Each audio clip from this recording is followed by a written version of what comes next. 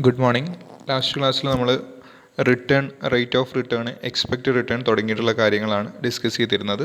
ഇത് നമ്മൾ ഡിസ്കസ് ചെയ്യാൻ പോകുന്ന റിസ്ക് എന്താണ്, അതിൽ വരുന്ന അതിൻ്റെ types of risk, sources of risk, ഈ 3 കാര്യങ്ങളാണ് ഈ ഒരു വീഡിയോക്കകത്ത് നമ്മൾ ഡിസ്കസ് ചെയ്യുന്നത്.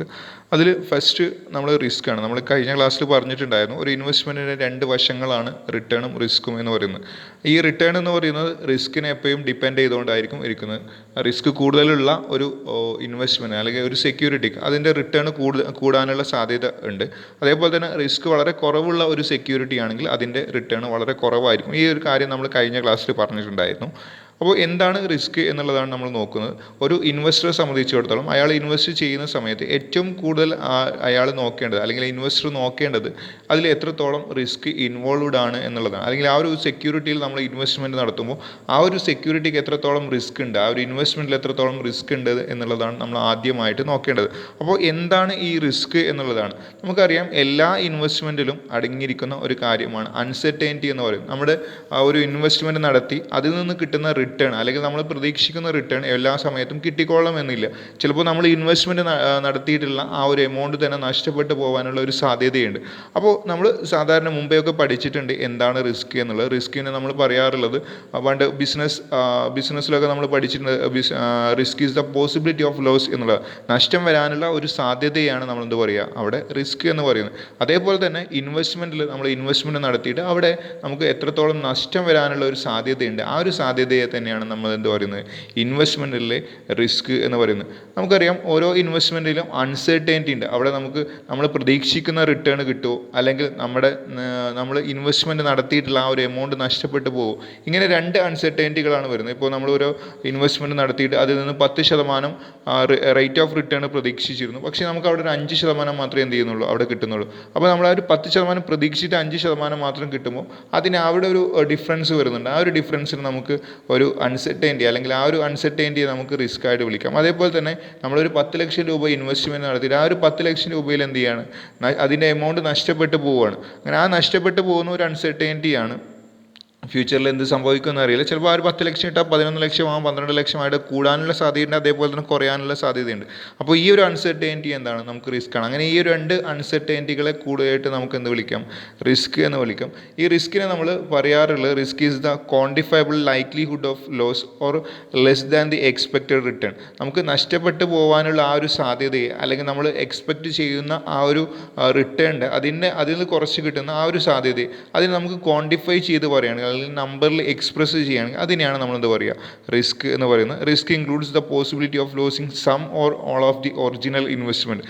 റിസ്ക് എന്ന് പറഞ്ഞു കഴിഞ്ഞാൽ നമ്മൾ ഇൻവെസ്റ്റ്മെൻറ്റ് നടത്തിയിട്ടുള്ള ആ ഒരു എമൗണ്ട്, അതിൻ്റെ ഒരു ഭാഗമോ അല്ലെങ്കിൽ അത് മുഴുവനായിട്ടോ നഷ്ടപ്പെട്ടു പോകാനുള്ള ആ ഒരു പോസിബിലിറ്റിയെ നമുക്ക് എന്ത് വിളിക്കാം, റിസ്ക് എന്ന് വിളിക്കാം. അല്ലെങ്കിൽ uncertainty about the future benefit എന്ന് പറഞ്ഞാൽ അവിടെ റിട്ടേൺ ആണ്, to be realised from an investment. ഒരു ഇൻവെസ്റ്റ്മെൻറ്റിൽ അതിൻ്റെ ഫ്യൂച്ചർ ബെനിഫിറ്റ് കിട്ടുമോ ഇല്ലേ എന്ന് പറയുന്ന ആ ഒരു അൺസർട്ടൈനിറ്റിയെ നമുക്ക് എന്ത് വിളിക്കാം, റിസ്ക് എന്ന് വിളിക്കാം. അങ്ങനെ പല രീതിയിൽ നമുക്ക് എന്ത് ചെയ്യാം, അത് റിസ്കിനെ നമുക്ക് ഡിഫൈൻ ചെയ്യാം. ഇവിടെ നമുക്ക് റിസ്ക് എന്ന് പറഞ്ഞാൽ മറ്റൊരു രീതിയിൽ നമ്മൾ പറയുന്നത്, thus risk can be defined as the measurable possibility of loss of an investment. ഒരു ഇൻവെസ്റ്റ്മെൻറ്റിൽ നിന്ന് നഷ്ടത്തിൽ നമുക്ക് മെഷർ ചെയ്യാൻ പറ്റുന്ന ആ ഒരു അൺസർട്ടൈനിറ്റിയെ നമുക്ക് മെഷർ ചെയ്യാം, അല്ലെങ്കിൽ ആ ഒരു പോസിബിലിറ്റിയെ നമുക്ക് മെഷർ ചെയ്യാൻ പറ്റുമെങ്കിൽ ആ മെഷർ ചെയ്യാൻ പറ്റുന്ന ആ ഒരു പോസിബിലിറ്റിയാണ് നമ്മൾ എന്ത് പറയുന്നത്, നമ്മൾ റിസ്ക് എന്ന് പറയുന്നത്. അതായത് ഒരു ഇൻവെസ്റ്റ്മെൻറ്റ് നടത്തുമ്പം അതിലൊരു അൺസർട്ടൈനിറ്റി ഉണ്ട്. ആ ഒരു അൺസർട്ടൈനിറ്റിയെ നമ്മൾ മെഷർ ചെയ്യും. ആ മെഷർ ചെയ്യുന്ന ആ ഒരു വാല്യൂവിനെയാണ് നമ്മൾ എന്ത് വിളിക്കുന്നത്, ഇവിടെ റിസ്ക് എന്ന് വിളിക്കുന്നത്. ഇവിടെ നമുക്ക് വളരെ സിമ്പിളായിട്ട് പറഞ്ഞാൽ, ഒരു വ്യക്തി ഒരു 10 ലക്ഷം രൂപ കൊണ്ടുപോയിട്ട് ഇൻവെസ്റ്റ്മെൻറ്റ് നടത്തുകയാണ്. അപ്പോൾ ആ ഇൻവെസ്റ്റ്മെൻറ്റ് നടത്തുമ്പോൾ അയാൾ അതിൽ നിന്ന് 10% റേറ്റ് ഓഫ് റിട്ടേൺ പ്രതീക്ഷിക്കുന്നുണ്ട്. അപ്പോൾ ആ ഒരു പ്രതീക്ഷിക്കുമ്പോൾ അയാൾക്ക് അവിടെ ഒരു 8% മാത്രമേ എന്ത് കിട്ടുന്നുള്ളൂ, റേറ്റ് ഓഫ് റിട്ടേൺ ആയിട്ട് കിട്ടുന്നുള്ളൂ. സോ അവിടെ എന്തുണ്ട്, ഒരു 2% അയാൾ പ്രതീക്ഷിച്ചിരുന്ന റിട്ടേണിനേക്കാളും വളരെ കുറവായിട്ട്, 2% കുറവായിട്ടാണ് നമുക്ക് എന്ത് കിട്ടിയിട്ടുള്ളത്, അവിടെ റിട്ടേൺ കിട്ടിയില്ല. അതിനെ നമുക്ക് റിസ്ക് എന്ന് വിളിക്കാം. റിസ്കിന് അപ്പോൾ ഒരു ഇക്വേഷൻ കൊടുക്കാം, risk is the expected return minus actual return. നമുക്ക് പ്രതീക്ഷിച്ചിരുന്ന റിട്ടേണും ആക്ച്വൽ റിട്ടേണും ആ ഒരു ഡിഫറൻസിന് നമുക്ക് എന്ത് വിളിക്കാം, അവിടെ റിസ്ക് എന്ന് വിളിക്കാം. അല്ലെങ്കിൽ മറ്റൊരു രീതിയിൽ നമ്മൾ റിസ്ക് കാൽക്കുലേറ്റ് ചെയ്യുന്ന അതിൻ്റെ ഒരു എക്സാമ്പിളാണ് അവിടെ കൊടുത്തിട്ടുള്ളത്. രണ്ട് സ്റ്റോക്കുകൾ, സ്റ്റോക്ക് എയും സ്റ്റോക്ക് ബിയും, അതിൽ നിന്ന് കഴിഞ്ഞ 5 വർഷങ്ങളിൽ കിട്ടിയിട്ടുള്ള റിട്ടേൺ ആണ് താഴെ കൊടുത്തിട്ടുള്ളത്. സ്റ്റോക്ക് എയിൽ 25% കിട്ടിയിട്ട് 12% കിട്ടിയിട്ട് 4%, 22%, 7%, ഇങ്ങനെയാണ് കഴിഞ്ഞ 5 വർഷങ്ങളിൽ അവർക്ക് കിട്ടിയിട്ടുള്ള റേറ്റ് ഓഫ് റിട്ടേൺ എന്ന് പറയുന്നത്. സ്റ്റോക്ക് ബിയിൽ 16%, 13%, 11%, 17% ആൻഡ് 13%. ഇങ്ങനെയാണ് സ്റ്റോക്ക് ബിയുടെ റേറ്റ് ഓഫ് റിട്ടേൺ വരുന്നത്. ഇനി നമ്മളോട് ചോദിച്ചിട്ടുള്ളത് ഈ സ്റ്റോക്ക് എയും സ്റ്റോക്ക് ബിയും കൺസിഡർ ചെയ്യുമ്പോൾ അതിൽ ഏതാണ് ഏറ്റവും കൂടുതൽ റിസ്കി ആയിട്ടുള്ള ഇൻവെസ്റ്റ്മെൻറ്റ് എന്നുള്ളതാണ്. അപ്പോൾ അവിടെ നോക്കുമ്പോൾ നമുക്ക് സ്റ്റോക്ക് എയിൽ കാണാം അതിൻ്റെ മാക്സിമം പോയിട്ടുള്ള 25% വരെ പോയിട്ടുണ്ട്. അതേപോലെ തന്നെ അത് ഏറ്റവും കുറവ് വന്നിട്ടുള്ള 4% വരെ വന്നിട്ടുണ്ട്. അതേ സമയത്ത് സ്റ്റോക്ക് ബിയുടെ മാക്സിമം പോയിട്ടുള്ള 17% ആണ്. അതേപോലെ അതിൻ്റെ മിനിമം വന്നിട്ടുള്ളത് എവിടെ വരെയാണ്, 11%. അപ്പോൾ നമ്മളോട് ഏറ്റവും റിസ്കി ആയിട്ടുള്ള ഇൻവെസ്റ്റ്മെൻറ്റ് ഏതാണെന്ന് ചോദിച്ചു കഴിഞ്ഞാൽ നമുക്കവിടെ ഒരു സംശയവും ഇല്ലാതെ പറയാം ഏതാണ്, സ്റ്റോക്ക് എ ആയിരിക്കും റിസ്കി ആയിട്ടുള്ള ഇൻവെസ്റ്റ്മെൻറ്റ്. കാരണം ആ ഒരു ഇൻവെസ്റ്റ്മെൻറ്റ് നമ്മൾ ഇൻവെസ്റ്റ് ചെയ്യുന്ന സമയത്ത് നമ്മൾ എന്ത് ചെയ്യണം, അവിടെ പ്രതീക്ഷിക്കേണ്ടത് അവിടെ 25% വരെ റിട്ടേൺ കിട്ടാനുള്ള സാധ്യതയുണ്ട്. അതേപോലെ തന്നെ അവിടെ മിനിമം കിട്ടുകയാണെങ്കിൽ എത്ര വരെ, 4% വരെ കിട്ടാനുള്ള സാധ്യതയുണ്ട്. അപ്പോൾ മാക്സിമം പോവുകയാണെങ്കിൽ 25% എത്താം. അതേപോലെ തന്നെ മിനിമത്തിലേക്ക് വരികയാണെങ്കിൽ 4% വരെ വരാനുള്ള സാധ്യതയുണ്ട്. പക്ഷേ അതേ സമയത്ത് സ്റ്റോക്ക് ബിയുടെ കാര്യത്തിൽ ഒരു ഉറപ്പുള്ളത് മാക്സിമം പോവുകയാണെങ്കിൽ 17% വരെ പോവുള്ളൂ. പക്ഷേ അവിടെ മിനിമം എത്ര കിട്ടും, മിനിമം അവിടെ ഒരു 11%. അപ്പോൾ 11-ൻ്റെയും 17-ൻ്റെയും ഇടയിൽ എന്ത് കിട്ടും, നമുക്ക് അവിടെ റിട്ടേൺ കിട്ടാനുള്ള ഒരു സാധ്യതയുണ്ട്. പക്ഷേ സ്റ്റോക്ക് എയെ സംബന്ധിച്ചിടത്തോളം 4%-ൻ്റെയും 25%-ൻ്റെയും ഇടയിലായിരിക്കും എന്ത് ചെയ്യുക, നമുക്ക് റിട്ടേൺ കിട്ടുക. അപ്പോൾ നമുക്ക് അവിടെ എന്തുണ്ട്, ഒരു ഹ്യൂജ് റിസ്ക് ഉണ്ട്. ഒന്നുകിൽ 4% അല്ലെങ്കിൽ 25%, അതിൻ്റെ ഇടയിലായിരിക്കും.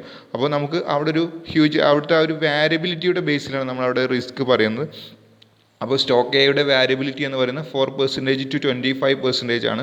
അതായത് അവിടെ ഒരു 21%, 4% to 25% എന്ന് പറയുന്ന ഇടയിൽ ഒരു 21%-ൻ്റെ ഗ്യാപ്പ് ഉണ്ട്. ആ ഒരു ഗ്യാപ്പിലായിരിക്കും നമുക്ക് എന്ത് വരിക, അതിൻ്റെ വാരിയബിലിറ്റി വരിക. അപ്പോൾ ആ ഒരു വാരിയബിലിറ്റി നോക്കുക. അതേ സമയത്ത് സ്റ്റോക്ക് ബിയുടെ വാരിയബിലിറ്റി എന്ന് പറയുന്നത് 11% to 70%. അവിടെ ഒരു 6%-ൻ്റെ വാരിയബിലിറ്റി മാത്രമേ വരുന്നുള്ളൂ. അപ്പോൾ ഇവിടെ വാരിയബിലിറ്റിയുടെ ബേസിലാണ് നമ്മളിവിടെ അതിൻ്റെ റിസ്ക് പറയുന്നത്. വാരിയബിലിറ്റി ഏറ്റവും കൂടുതൽ സ്റ്റോക്ക് എക്കാണ്. അതുകൊണ്ട് തന്നെ നമുക്ക് എന്താ പറയാം, സ്റ്റോക്ക് എക്കാണ് ഏറ്റവും കൂടുതൽ റിസ്കി ആയിട്ടുള്ള ഇൻവെസ്റ്റ്മെൻറ്റ് എന്ന് പറയുന്നത്. അപ്പോൾ ഒരു ഇൻവെസ്റ്ററെ സംബന്ധിച്ചോളം ഒരു ഇൻവെസ്റ്റർ കൂടുതൽ റിസ്ക് ഏറ്റെടുക്കാൻ തയ്യാറുള്ള ആളാണ് എന്നുണ്ടെങ്കിൽ അയാൾ ഇൻവെസ്റ്റ് ചെയ്തതിലായിരിക്കും, സ്റ്റോക്ക് എയിലായിരിക്കും ഇൻവെസ്റ്റ് ചെയ്യുക. അതേ സമയത്ത് ഒരു റെഗുലർ റിട്ടേൺ പ്രതീക്ഷിച്ചുകൊണ്ട് ഇൻവെസ്റ്റ് ചെയ്യുന്ന ആൾ ഇൻവെസ്റ്റ് ചെയ്യുക സ്റ്റോക്ക് ബിയിലായിരിക്കും. കാരണം റെഗുലർ റിട്ടേൺ പ്രതീക്ഷിച്ചുകൊണ്ട് ഇൻവെസ്റ്റ് ചെയ്യുന്ന ആൾ സ്റ്റോക്ക് ബിയിൽ ഇൻവെസ്റ്റ് ചെയ്യുക, അയാൾക്ക് 11-ൻ്റെയും 17-ൻ്റെയും ഇടയിൽ ഏതെങ്കിലും ഒരു പെർസെൻറ്റേജിൽ എന്ത് ചെയ്യാം, അയാൾക്ക് റിട്ടേൺ കിട്ടാനുള്ളൊരു സാധ്യതയുണ്ട്. അതേ സമയത്ത് ഒരു റിസ്ക് ഏറ്റെടുക്കാൻ തയ്യാറുള്ള ആൾ അയാൾ എന്ത് ചെയ്യുകയാണ്, സ്റ്റോക്ക് എയിൽ ഇൻവെസ്റ്റ് ചെയ്യുന്നതായിരിക്കും നന്നാവും. കാരണം എന്താണ്, അയാൾക്ക് മാക്സിമം പോയി കഴിഞ്ഞാൽ 25% വരെ അവിടെ റിട്ടേൺ കിട്ടും. ചിലപ്പോൾ അതെന്ത് ചെയ്യാം, നേരെ തിരിച്ച് 4%-ലേക്ക് വരെ വരാനുള്ള സാധ്യതയുണ്ട്. അപ്പോൾ ഈ രണ്ട് സാധ്യതകളും നോക്കിയിട്ടാണ് നമ്മൾ എന്ത് ചെയ്യുന്നത്, അവിടെ റിസ്ക് തീരുമാനിക്കുക. അല്ലെങ്കിൽ ആ ഒരു വാരിയബിലിറ്റി നോക്കിയിട്ടാണ് നമ്മൾ എന്ത് ചെയ്യുന്നത്, അവിടെ റിസ്ക് തീരുമാനിക്കുന്നത്. ദെൻ നമ്മൾ ടൈപ്സ് ഓഫ് ഇൻവെസ്റ്റ്മെൻറ്റ് റിസ്ക് ആണ് നെക്സ്റ്റ് ഡിസ്കസ് ചെയ്യുന്നത്. According to modern investment analysis risk is classified into 2. Modern investment analysis പ്രകാരം റിസ്കിനെ നമ്മൾ രണ്ടായിട്ടാണ് ക്ലാസിഫൈ ചെയ്തിട്ടുള്ളത്. ഒന്ന് സിസ്റ്റമാറ്റിക് റിസ്ക്കും രണ്ടാമത്തത് അൺസിസ്റ്റമാറ്റിക് റിസ്ക്കും. അങ്ങനെ ടോട്ടൽ റിസ്കിനെ അല്ലെങ്കിൽ ടോട്ടലായിട്ടുള്ള ഒരു റിസ്കിനെ നമുക്ക് systematic risk plus unsystematic risk ചെയ്യുകയാണെങ്കിൽ നമുക്ക് അവിടെ എന്ത് കിട്ടും, ടോട്ടൽ റിസ്ക് കിട്ടും. അപ്പോൾ ടോട്ടൽ എന്താണ് സിസ്റ്റമാറ്റിക് റിസ്ക്, എന്താണ് അൺസിസ്റ്റമാറ്റിക് റിസ്ക് എന്നുള്ളതാണ് നമ്മൾ നെക്സ്റ്റ് നോക്കുന്നത്. സിസ്റ്റമാറ്റിക് റിസ്ക് എന്ന് പറഞ്ഞു കഴിഞ്ഞാൽ occurrence of A certain events can be affect all companies or firms at the same time. അതായത് എന്തെങ്കിലും ഒരു പ്രത്യേക കാര്യം അത് സംഭവിക്കുകയാണ്, അത് സംഭവിച്ചു കഴിഞ്ഞാൽ ഒരു ഇക്കോണമിയിലെ എല്ലാ കമ്പനീസിനെയും അല്ലെങ്കിൽ എല്ലാ ഫേംസിനെയും ബാധിക്കുകയാണെങ്കിൽ അങ്ങനെയുള്ള റിസ്കുകളെയാണ് നമ്മൾ സിസ്റ്റമാറ്റിക് റിസ്ക് എന്ന് പറയുന്നത്. ഇപ്പോൾ ഒരു ഇക്കോണമിക്കകത്ത് ഇൻഫ്ലേഷൻ സംഭവിക്കുകയാണ്. ഇൻഫ്ലേഷൻ സംഭവിക്കുന്ന സമയത്ത് ഒരു ഇൻഡസ്ട്രിയോ ഒരു പർട്ടിക്കുലർ ഇൻഡസ്ട്രിയോ അല്ലെങ്കിൽ ഒരു പർട്ടിക്കുലർ കമ്പനിയോ മാത്രമല്ല അത് ബാധിക്കുന്നത്, അതെന്ത് ചെയ്യുന്നുണ്ട്, എല്ലാ കമ്പനീസിനെയും അത് ബാധിക്കുന്നുണ്ട്. അപ്പോൾ ഒരു ഇക്കോണമിയിലെ എല്ലാ കമ്പനീസിനെയും എല്ലാ ഫേംസിനെയും ബാധിക്കുന്ന തരത്തിലുള്ള റിസ്കിനെയാണ് നമ്മൾ സിസ്റ്റമാറ്റിക് റിസ്ക് എന്ന് പറയുന്നത്. ഇപ്പോൾ നമ്മളൊരു എക്സാമ്പിൾ പറയുകയാണെങ്കിൽ ഡിമോണിറ്റൈസേഷൻ വന്നിട്ടുണ്ടായിരുന്നു. ഡിമോണിറ്റൈസേഷൻ വന്ന സമയത്ത് എല്ലാ ബിസിനസ്സുകൾ എന്തായിപ്പോയി, ഡള്ളായിപ്പോയി. അങ്ങനെ ഒരു രാജ്യത്തെ എല്ലാ ബിസിനസ്സിനെയും അത് ബാധിച്ചിട്ടുണ്ട്. അപ്പോൾ അതൊരു സിസ്റ്റമാറ്റിക് റിസ്ക് ആയിട്ട് നമുക്ക് വേണമെങ്കിൽ പറയാം. അപ്പോൾ സിസ്റ്റമാറ്റിക് റിസ്ക് എന്ന് പറഞ്ഞാൽ ഒരു റിസ്ക്, ആ ഒരു റിസ്ക് എന്ത് ചെയ്യാണ്, പിന്നെ ഒരു ഹോൾ ഇക്കോണമി, ഒരു മുഴുവനായിട്ടുള്ള ഒരു ഇക്കോണമിയിലെ എല്ലാ കമ്പനീസിനെയും എല്ലാ ഫേംസിനെയും ഒക്കെ എല്ലാ ബിസിനസ്സുകളെയും ബാധിക്കുകയാണെങ്കിൽ അങ്ങനെയുള്ള റിസ്ക്കുകളെ നമുക്ക് എന്ത് വിളിക്കാം, സിസ്റ്റമാറ്റിക് റിസ്ക് എന്ന് വിളിക്കാം. ഈ സിസ്റ്റമാറ്റിക് റിസ്കിന് നമുക്ക് ഒരിക്കലും എന്ത് ചെയ്യാൻ പറ്റില്ല, ഡൈവേഴ്സിഫൈ ചെയ്യാൻ പറ്റില്ല. ഡൈവേഴ്സിഫിക്കേഷൻ എന്ന് പറഞ്ഞൊരു ടേം ഉണ്ട്. ഡൈവേഴ്സിഫിക്കേഷൻ എന്ന് പറഞ്ഞാൽ റിസ്കിനെ റെഡ്യൂസ് ചെയ്യാൻ യൂസ് ചെയ്യുന്ന ടൂൾസിനെ നമ്മൾ ഡൈവേഴ്സിഫിക്കേഷൻ എന്ന് പറയാം. ഓക്കെ, അതിനെക്കുറിച്ച് നമ്മൾ ഡീറ്റെയിൽ ആയിട്ട് നെക്സ്റ്റ് ഒരു ടോപ്പിക്ക് ഡിസ്കസ് ചെയ്യാനുണ്ട്. അതിൽ എങ്ങനെയാണ് ഡൈവേഴ്സിഫൈ ചെയ്യേണ്ടത് എന്നുള്ളത് നമുക്ക് ഡിസ്കസ് ചെയ്യാം. അപ്പോൾ ഡൈവേഴ്സിഫിക്കേഷൻ എന്ന് പറഞ്ഞാൽ റിസ്കിനെ റെഡ്യൂസ് ചെയ്യുക എന്നുള്ളതാണ്. നമുക്കൊരിക്കലും സിസ്റ്റമാറ്റിക് റിസ്കിന് നമുക്ക് റെഡ്യൂസ് ചെയ്യാൻ പറ്റില്ല. കാരണം ഇൻഫ്ലേഷൻ വരിക എന്നുള്ളത് അതിനെ നമുക്ക് എന്ത് ചെയ്യാൻ പറ്റില്ല, ഒരിക്കലും കമ്പനിയുടെ ഭാഗത്തു നിന്ന് നമുക്ക് റെഡ്യൂസ് ചെയ്യാൻ പറ്റില്ല, അല്ലെങ്കിൽ നമുക്ക് അതിനെ തടഞ്ഞു നിർത്താൻ വേണ്ടിയിട്ട് നമുക്ക് പറ്റില്ല. അപ്പോൾ അങ്ങനെ ഈ സിസ്റ്റമാറ്റിക് റിസ്കിന് നമുക്ക് ഒരിക്കലും എന്ത് ചെയ്യാൻ പറ്റില്ല, അതിനെ തടഞ്ഞു നിർത്താൻ പറ്റില്ല എന്നുള്ളതാണ്. അതുകൊണ്ട് തന്നെ നമ്മൾ ഈ സിസ്റ്റമാറ്റിക് റിസ്കിന് മറ്റൊരു പേരിൽ നമ്മൾ അറിയപ്പെടാറുണ്ട്, അല്ലെങ്കിൽ അതിനെ കൺസിഡർ ചെയ്യുന്ന ഒരു അൺഡൈവേഴ്സിഫയബിൾ റിസ്ക് ആയിട്ടാണ് സിസ്റ്റമാറ്റിക് റിസ്കിനെ നമ്മൾ കണക്കാക്കുന്നത്. അതായത് ഒന്നുകൂടി സിമ്പിളായിട്ട് പറഞ്ഞു കഴിഞ്ഞാൽ, എന്തെങ്കിലും ഒരു കാര്യം അത് സംഭവിക്കുമ്പോൾ ഹോൾ ഇക്കോണമിയെ അല്ലെങ്കിൽ ഒരു രാജ്യത്തിനകത്തെ എല്ലാ കമ്പനീസിനെയും എല്ലാ ഫേംസിനെയും അത് ബാധിക്കുകയാണെങ്കിൽ അതിനെയാണ് നമ്മൾ സിസ്റ്റമാറ്റിക് റിസ്ക് എന്ന് പറയുന്നത്.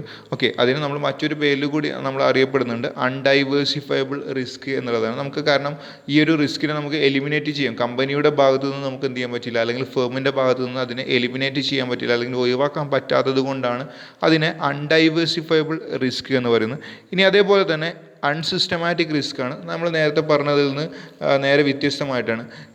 എന്തെങ്കിലും ഒരു കാര്യം അത് സംഭവിക്കുമ്പോൾ ഒരു കമ്പനിയെയോ അല്ലെങ്കിൽ ഒരു ഫേമിനെയോ അല്ലെങ്കിൽ ഒരു ഇൻഡസ്ട്രിയോ ഒക്കെ, ഒരു പർട്ടിക്കുലർ ഇൻഡസ്ട്രി അല്ലെങ്കിൽ ഒരു പർട്ടിക്കുലർ കമ്പനി അല്ലെങ്കിൽ ഒരു പർട്ടിക്കുലർ ഫേമിനെയൊക്കെ മാത്രം ബാധിക്കുന്ന തരത്തിലുള്ള റിസ്കുകളെയാണ് നമ്മൾ സിസ്റ്റമാറ്റിക് റിസ്ക് എന്ന് പറയും. ഇപ്പോൾ ഒരു ഉദാഹരണം പറയുകയാണെങ്കിൽ, ഒരു ഫേമിനകത്തിട്ടുള്ള എല്ലാ തൊഴിലാളികളും എന്ത് ചെയ്യണം, സ്ട്രൈക്ക് ചെയ്യണം.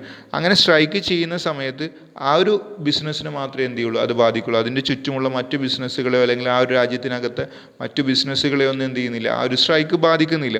അപ്പോൾ ആ ഒരു ബിസിനസ്സിനെ മാത്രം ബാധിക്കുന്ന റിസ്കിനെ നമ്മൾ എന്ത് വിളിക്കും, നമ്മൾ അൺസിസ്റ്റമാറ്റിക് റിസ്ക് എന്ന് വിളിക്കും. ഈ റിസ്കിനെ നമുക്ക് എന്ത് ചെയ്യാൻ പറ്റും, അവോയ്ഡ് ചെയ്യാൻ പറ്റും, അല്ലെങ്കിൽ ഡൈവേഴ്സിഫൈ ചെയ്യാൻ പറ്റും. ഈ ഒരു പിന്നെ സിറ്റുവേഷൻ ഇല്ലാതാക്കാൻ, അല്ലെങ്കിൽ ഈ ഒരു എംപ്ലോയീസ് സ്ട്രൈക്ക് നടത്താതിരിക്കാനുള്ള ഒരു സിറ്റുവേഷൻ നമുക്ക് ഒഴിവാക്കാൻ വേണമെങ്കിൽ മാനേജ്മെൻറ്റ് വിചാരിച്ചു കഴിഞ്ഞാൽ എന്ത് ചെയ്യാൻ പറ്റുമായിരുന്നു, അത് ഒഴിവാക്കാൻ വേണ്ടിയിട്ട് പറ്റുമായിരുന്നു. അങ്ങനെയുള്ള റിസ്കുകളെയാണ് നമ്മൾ എന്ത് പറയുക, അൺസിസ്റ്റമാറ്റിക് റിസ്ക് എന്ന് പറയാം. നമുക്കവിടെ കാണാം, unsystematic risk is also called diversifiable risk. ഒഴിവാക്കാൻ പറ്റുന്ന അല്ലെങ്കിൽ റെഡ്യൂസ് ചെയ്യാൻ പറ്റുന്ന തരത്തിലുള്ള റിസ്കുകളാണ് നമ്മൾ അൺസിസ്റ്റമാറ്റിക് റിസ്ക് എന്ന് പറയുന്നത്. It is the risk that is specific to a firm or a company. ഒരു സ്പെസിഫിക് ഫേമിനെയോ അല്ലെങ്കിൽ ഒരു സ്പെസിഫിക് കമ്പനിയോ മാത്രം ബാധിക്കുന്ന തരത്തിലുള്ള റിസ്കുകളാണ് നമ്മൾ അൺസിസ്റ്റമാറ്റിക് റിസ്ക് എന്ന് പറയുന്നത്. The unsystematic risk is a unique to a company or a firm can be sharply reduced by diversification. ഡൈവേഴ്സിഫിക്കേഷൻ്റെ ആ ഒരു തിയറി പ്രകാരം നമുക്ക് എന്ത് ചെയ്യാൻ പറ്റും, ഈ ഒരു അൺസിസ്റ്റമാറ്റിക് റിസ്കിനെ നമുക്ക് ഷാർപ്പ്ലി റെഡ്യൂസ് ചെയ്യാൻ വേണ്ടിയിട്ട് പറ്റും. This type of risk could include even such as strike in the organization. ഒരു ഓർഗനൈസേഷനകത്തുള്ള strike, or natural disaster like fire flood തുടങ്ങിയിട്ടുള്ള ഈ നാച്ചുറൽ ഡിസാസ്റ്റേഴ്സ്. അങ്ങനെ നമ്മൾ ഒരു തീപിടുത്തം ഉണ്ടാവുകയാണെങ്കിൽ ഒരു ഫേമിനെ മാത്രമേ അത് ബാധിക്കുള്ളൂ, അല്ലെങ്കിൽ പിന്നെ ഫ്ലഡ് ഉണ്ടാവുകയാണെങ്കിൽ ആ ഒരു ഏരിയയിലെ ബിസിനസ്സുകളെ മാത്രമേ ബാധിക്കുള്ളൂ. ഇപ്പോൾ നമുക്കൊരു എക്സാമ്പിൾ പറയുകയാണെങ്കിൽ, കേരളത്തിൽ ഫ്ലഡ് ഉണ്ടായിരുന്ന സമയത്ത് കേരളത്തിലെ ഇൻഡസ്ട്രികളെ മാത്രമേ ബാധിച്ചിട്ടുള്ളൂ. ഇന്ത്യയിൽ മൊത്തമായിട്ട്, അല്ലെങ്കിൽ ഇന്ത്യ എന്ന് പറയുന്ന ഇക്കോണമി മുഴുവനായിട്ടുള്ള ബിസിനസ്സുകളെ ഒന്നും അത് എന്ത് ചെയ്തിട്ടില്ല, ബാധിച്ചിട്ടില്ല. അപ്പോൾ അത് നമുക്ക് എന്ത് ചെയ്യാം, കേരളത്തിൽ ഫ്ലഡ് ഉണ്ടാകുന്ന സമയത്ത് അത് അൺസിസ്റ്റമാറ്റിക് റിസ്ക് ആയിട്ട് പറയും. അപ്പോൾ നമ്മൾ അവിടെ സ്വാഭാവികമായിട്ടൊരു ചോദ്യം അല്ലെങ്കിൽ ഒരു ഡൗട്ട് നിങ്ങൾക്ക് ഉണ്ടായിരിക്കും, ഈ ഫ്ലഡിനെയൊക്കെ നമുക്ക് ഡൈവേഴ്സിഫൈ ചെയ്യാൻ പറ്റുമോ എന്നുള്ളതാണ്. അപ്പോൾ നമ്മൾ ഈ ഫ്ലഡ് അല്ലെങ്കിൽ നാച്ചുറൽ ഡിസാസ്റ്റർ ഉണ്ടാവുന്നത് അതിനെ നമ്മൾ മുൻകൂട്ടി കണ്ടുകൊണ്ട് നമ്മുടെ ബിസിനസ് അങ്ങനെയുള്ള ഏരിയകളിൽ അതിനെ പ്രവർത്തിപ്പിക്കാതിരിക്കുക എന്നുള്ളത്, അത് നമുക്ക് എന്ത് ചെയ്യാൻ പറ്റുമായിരുന്നു, ഡൈവേഴ്സിഫൈ ചെയ്യാൻ പറ്റുമായിരുന്നു. അപ്പോൾ അത് എന്താണ്, നമുക്ക് ഡൈവേഴ്സിഫൈ ചെയ്യാൻ പറ്റുന്ന ഒരു ഫ്ലഡ് വരുന്ന ഏരിയയിൽ അല്ലെങ്കിൽ വെള്ളം കയറുന്ന സ്ഥലത്ത് നമുക്ക് എന്ത് ചെയ്യാം, അങ്ങനെയുള്ള ബിസിനസ് സ്ഥാപനങ്ങളില്ലാതെ മറ്റു ഏരിയകളിലേക്ക് അതിന് നമുക്ക് നേരത്തെ മാറ്റാൻ പറ്റുമായിരുന്നു. അപ്പോൾ ഡൈവേഴ്സിഫൈ ചെയ്യാൻ പറ്റുന്ന തരത്തിലുള്ള ഒരു പിന്നെ കാരണമാണ് അത് ഈ നാച്ചുറൽ ഡിസാസ്റ്റേഴ്സ് എന്ന് പറയുന്നത്. അപ്പോൾ അൺസിസ്റ്റമാറ്റിക് റിസ്ക് എന്ന് പറയുന്നത് നമുക്ക് റെഡ്യൂസ് ചെയ്യാൻ പറ്റുന്ന, നമുക്ക് ഒഴിവാക്കാൻ പറ്റാവുന്ന തരത്തിലുള്ള റിസ്ക്കുകളെയാണ് നമ്മൾ അൺസിസ്റ്റമാറ്റിക് റിസ്ക് എന്ന് പറയും. ഇപ്പോൾ നമ്മൾ പറഞ്ഞിട്ടുള്ളത് ഒരു പിന്നെ ഇൻവെസ്റ്റ്മെൻറ്റിൽ വരുന്ന റിസ്ക്കുകൾ നമ്മൾ രണ്ടായിട്ട് ക്ലാസിഫൈ ചെയ്തിട്ടുണ്ട്, സിസ്റ്റമാറ്റിക് റിസ്ക്കും അൺസിസ്റ്റമാറ്റിക് റിസ്ക്കും. ഇതിൻ്റെ രണ്ടിൻ്റെയും സമ്മിനെയാണ് നമ്മൾ ടോട്ടൽ റിസ്ക് അല്ലെങ്കിൽ ആ ഒരു ഇൻവെസ്റ്റ്മെൻറ്റിൽ വരുന്ന ടോട്ടൽ റിസ്ക് എന്ന് പറയുന്നത്. അതിൽ സിസ്റ്റമാറ്റിക് റിസ്ക് എന്ന് പറഞ്ഞാൽ എന്തെങ്കിലും ഒരു കാര്യം സംഭവിക്കുമ്പോൾ അത് ഹോൾ ഇക്കോണമി, മുഴുവൻ എക്കോണമിയും ബാധിക്കുന്ന തരത്തിൽ. ഇപ്പോൾ ഒരു വാർ വരികയാണ്, ഒരു രാജ്യത്തിനകത്ത് എന്ത് വരികയാണ്, യുദ്ധം വരികയാണ്. യുദ്ധം വരുന്ന സമയത്ത് ആ ഒരു രാജ്യത്തെ മൊത്തം ഇക്കോണമി അത് എന്ത് ചെയ്യും, സ്വാഭാവികമായിട്ടും ബാധിക്കും. അപ്പോൾ അതൊരു സിസ്റ്റമാറ്റിക് റിസ്ക്കാണ്. അല്ലെങ്കിൽ ഒരു ഇൻഫ്ലേഷൻ സംഭവിക്കുകയാണ്, ഇൻഫ്ലേഷൻ സംഭവിക്കുന്ന പണത്തിൻ്റെ മൂല്യം കുറഞ്ഞു വരുന്നതിന് നമ്മൾ ഇൻഫ്ലേഷൻ സംഭവിക്കുക എന്ന് പറയുന്നു. അപ്പോൾ അതെന്ത് ചെയ്യുന്നുണ്ട്, രാജ്യത്തെ മൊത്തം കറൻസിയുടെ വാല്യൂ അത് കുറയാൻ കാരണമാക്കുന്നുണ്ട്. അപ്പോൾ അതൊക്കെ എന്താണ്, ഒരു സിസ്റ്റമാറ്റിക് റിസ്കിന് എക്സാമ്പിളായിട്ട് നമുക്ക് പറയാം. അപ്പോൾ ഒരു എന്തെങ്കിലും ഒരു കാര്യം ഒക്യൂർ ചെയ്തിട്ട് അത് രാജ്യത്തെ അല്ലെങ്കിൽ ഹോൾ ഇക്കോണമി മുഴുവനായിട്ട് അത് ബാധിക്കുകയാണെങ്കിൽ അതിന് സിസ്റ്റമാറ്റിക് റിസ്ക് എന്നും. ഇനി എന്തെങ്കിലും ഒരു കാര്യം സംഭവിച്ചിട്ട് ഏതെങ്കിലും ഒരു പർട്ടിക്കുലർ കമ്പനിയോ അല്ലെങ്കിൽ ഒരു പർട്ടിക്കുലർ ഫേമിനെയോ മാത്രം ബാധിക്കുന്നുള്ളെങ്കിൽ അതിനെ നമ്മൾ അൺസിസ്റ്റമാറ്റിക് റിസ്ക് എന്നുള്ളതാണ് പറയുന്നത്. ഈ സിസ്റ്റമാറ്റിക് റിസ്ക് നമുക്ക് ഒരിക്കലും എന്ത് ചെയ്യാൻ പറ്റില്ല, ഡൈവേഴ്സിഫൈ ചെയ്യാൻ പറ്റില്ല. അതുകൊണ്ട് തന്നെ അതിന് അൺഡൈവേഴ്സിഫൈബിൾ റിസ്ക് എന്നുള്ളതും, അതേപോലെ തന്നെ അൺസിസ്റ്റമാറ്റിക് റിസ്കിന് നമുക്ക് എന്ത് ചെയ്യാൻ പറ്റും, ഡൈവേഴ്സിഫൈ ചെയ്യാൻ പറ്റും അല്ലെങ്കിൽ റെഡ്യൂസ് ചെയ്യാൻ പറ്റും. അതുകൊണ്ട് തന്നെ അതിനെന്ത് വിളിക്കാം, നമുക്ക് ഡൈവേഴ്സിഫൈബിൾ റിസ്ക് എന്നുള്ളതുമാണ് നമ്മളതിനെ വിളിക്കുന്നത്. രണ്ടിൻ്റെ ഒരു പേര് അത് അങ്ങനെയാണ് നമ്മൾ എന്ത് ചെയ്യാറ്, വിളിക്കാറുള്ളത്. ഇനി നെക്സ്റ്റ് നോക്കാനുള്ളത് സോഴ്സസ് ഓഫ് റിസ്ക് ആണ്. റിസ്കിൻ്റെ സോഴ്സ്, ഏതൊക്കെ സോഴ്സിൽ നിന്നാണ് നമുക്ക് റിസ്ക് വരുന്നത് എന്നുള്ളതാണ്. അതിൽ ഫസ്റ്റ് വൺ മാർക്കറ്റ് റിസ്ക് ആണ്. Market risk occurs due to reaction of investors in the stock market. Stock മാർക്കറ്റിൽ ഉള്ള ഇൻവെസ്റ്റേഴ്സിൻ്റെ റിയാക്ഷൻ മൂലമാണ് ഈ മാർക്കറ്റ് റിസ്ക് ഒക്യൂർ ചെയ്യുന്നത്. അവിടെ നമുക്ക് കാണാം the trend in market may be either upward or downward. ഈ സ്റ്റോക്ക് മാർക്കറ്റിലെ ഇൻവെസ്റ്റേഴ്സിൻ്റെ ഒരു ട്രെൻഡ് ഉണ്ട്, ചിലപ്പോൾ അത് അപ്വേർഡ് ആയിരിക്കും, ചിലപ്പോൾ അത് ഡൗൺവേർഡ് ആയിരിക്കും. ഈ അപ്വേർഡ് ട്രെൻഡ് നമ്മൾ വിളിക്കുന്ന പേരാണ് ബുള്ളിഷ് ട്രെൻഡ് എന്ന് പറയുന്നത്. അതേപോലെ തന്നെ ഡൗൺവേർഡ് ട്രെൻഡ് നമ്മൾ വിളിക്കുന്ന പേരാണ് ബിയറിഷ് ട്രെൻഡ് എന്ന് പറയും. അങ്ങനെ ഇൻവെസ്റ്റേഴ്സിൻ്റെ അവരുടെ ഒരു പ്രിഫറൻസ് മാറുന്നതിനനുസരിച്ച് അല്ലെങ്കിൽ അവരുടെ ആ ഒരു ചിന്താഗതി മാറുന്നതിനനുസരിച്ച് എന്ത് ചെയ്യും, മാർക്കറ്റിൽ ചിലപ്പോൾ ഒരു അപ്വേർഡ് മൂവ്മെൻറ്റും അതേപോലെ തന്നെ ഡൗൺവേർഡ് മൂവ്മെൻറ്റും ഒക്കെ ഉണ്ടാകും. ഇങ്ങനെ അപ്വേർഡ് മൂവ്മെൻറ്റും അതേപോലെ തന്നെ ഡൗൺവേർഡ് മൂവ്മെൻറ്റും ഒക്കെ ഉണ്ടാക്കുമ്പോൾ സ്വാഭാവികമായിട്ട് എന്ത് ചെയ്യും, അത് റിട്ടേണിനെയും ബാധിക്കും. അപ്പോൾ ആ ഒരു റിട്ടേൺ നമ്മൾ എക്സ്പെക്റ്റ് ചെയ്ത ആ ഒരു റിട്ടേണിൽ ചിലപ്പോൾ എത്തിക്കൊള്ളണം എന്നില്ല. അപ്പോൾ ആ ഒരു റിട്ടേണിലുള്ള ആ ഒരു ചേഞ്ചിനെ നമുക്ക് എന്ത് വിളിക്കാം, അവിടെ മാർക്കറ്റ് റിസ്ക് ആയിട്ട് നമുക്ക് കണക്കാക്കാം.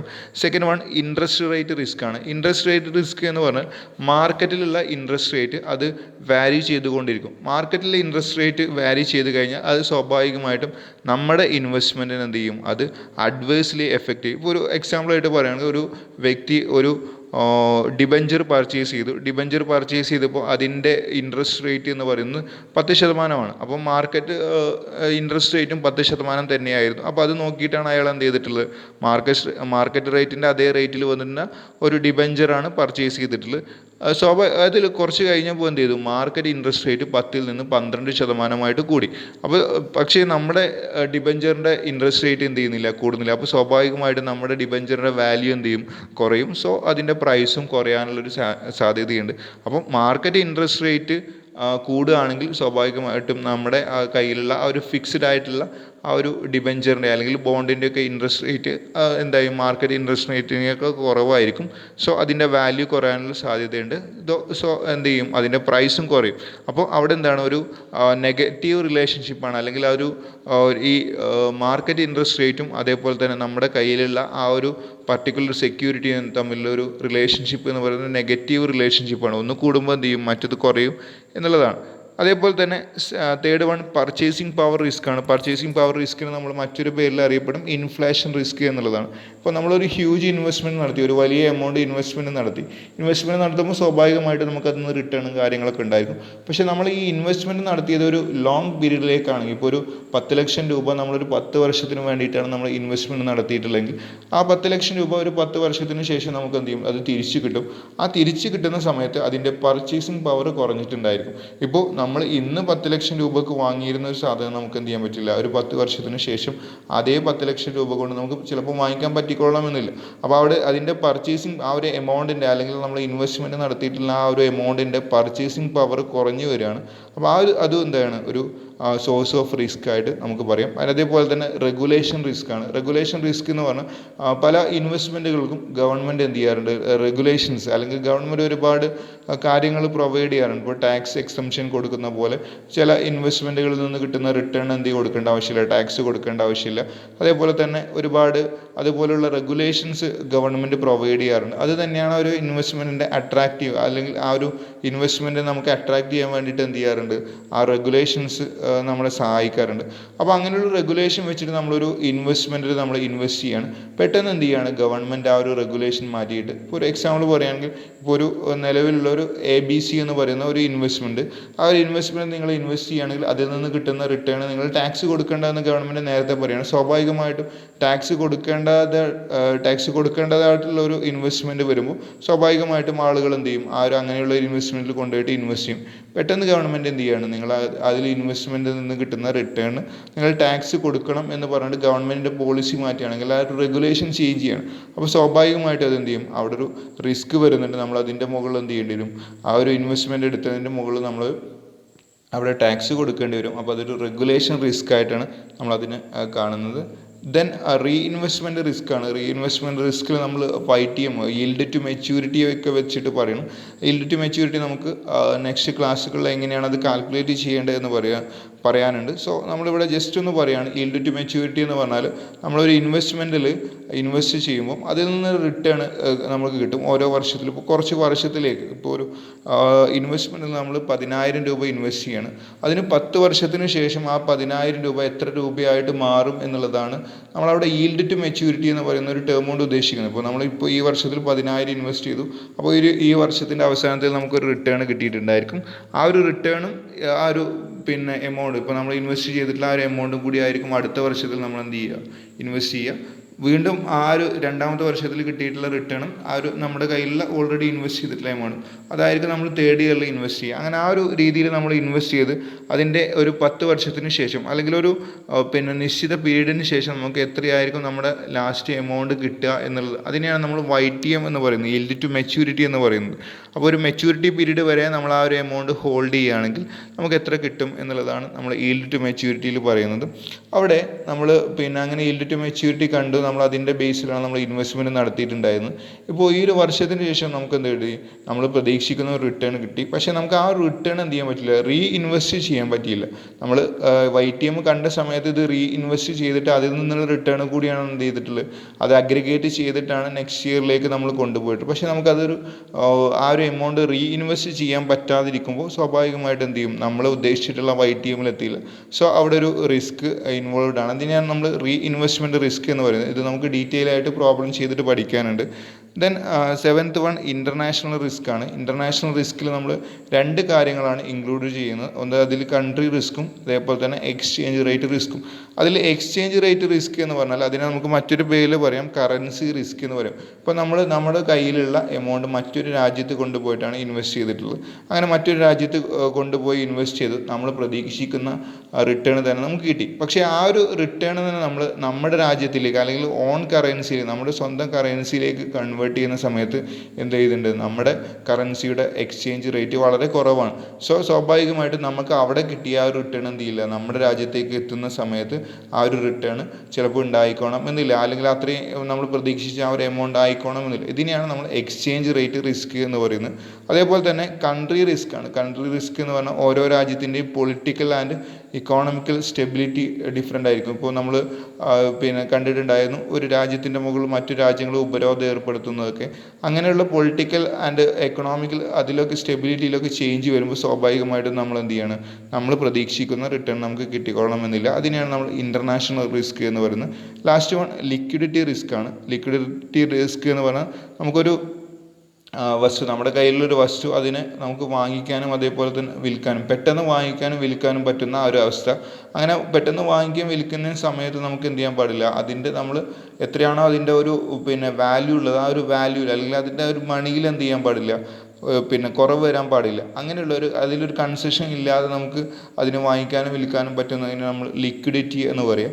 അങ്ങനെ ലിക്വിഡിറ്റി ചില ഇൻവെസ്റ്റ്മെൻറ്റുകൾ എന്ത് ചെയ്യാൻ പറ്റില്ല, നമുക്ക് പെട്ടെന്ന് തന്നെ അത് കൺവേർട്ട് ചെയ്തുകൊണ്ട് ക്യാഷിലേക്ക് മാറ്റാൻ പറ്റില്ല. അപ്പോൾ അവിടെ ഒരു റിസ്ക് നമുക്ക് എറേസ് ചെയ്യുന്നുണ്ട്. അതിനെയാണ് നമ്മൾ ലിക്വിഡിറ്റി റിസ്ക് എന്ന് പറയുന്നത്. അപ്പോൾ ഇത്രയുമാണ് സോഴ്സ് ഓഫ് റിസ്കിൽ നമുക്ക് പറയാനുള്ള ഒരു 6 സോഴ്സ് ഓഫ് റിസ്കുകൾ നമ്മൾ പറയുന്നത്. അതിൽ ഫസ്റ്റ് വൺ മാർക്കറ്റ് റിസ്ക് ആണ്, second one interest rate risk ആണ്, third one purchasing power risk, and fourth one regulation risk, and sixth one reinvestment risk, seventh one international risk, and eighth one liquidity. അങ്ങനെ 8 പിന്നെ നമുക്ക് source of റിസ്കുകളാണ് പറയാനുള്ളത്. അപ്പോൾ ഇത്രയാണ് നമുക്ക് ഈ ഒരു ക്ലാസ്സിൽ ഡിസ്കസ് ചെയ്യാനുള്ളത്. ബാക്കി നെക്സ്റ്റ് ക്ലാസ്സിൽ ഡിസ്കസ് ചെയ്യാം. Thank you.